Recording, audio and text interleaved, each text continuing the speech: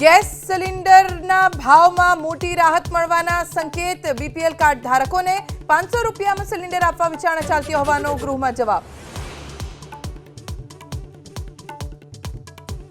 Prepaid smart meter લગાવવું ફરજિયાત હોવાનો ઉર્જા મંત્રીનો ગૃહમાં દાવો. ધારાસભ્ય કિરીટ પટેલના પ્રશ્નના જવાબમાં કહ્યું, હાલના અને સ્માર્ટ મીટરની કામગીરી સમાન.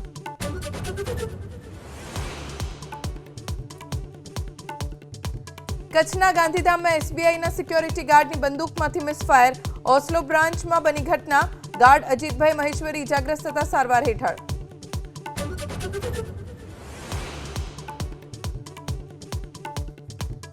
પ્રયાગરાજમાં ગંગા નદીના પાણીના રિપોર્ટ મુદ્દે મોરારી બાપુએ વ્યક્ત કર્યો રોષ. કહ્યું, હાલ સ્નાન ચાલી રહ્યું છે, એની વચ્ચે રિપોર્ટ આપવાની નહોતી જરૂર.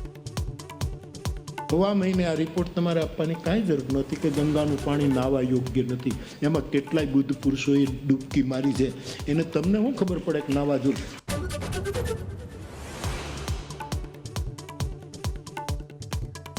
સુરતમાં અઠવા વરાછા સહિત 6 ઝોનમાં આજે પાણી વિતરણ નહીં. ડીજીવીસીએલ સરથાણાના તમામ ફીડર્સમાં કરશે સમારકામની કામગીરી. 10 લાખ લોકોને અસર.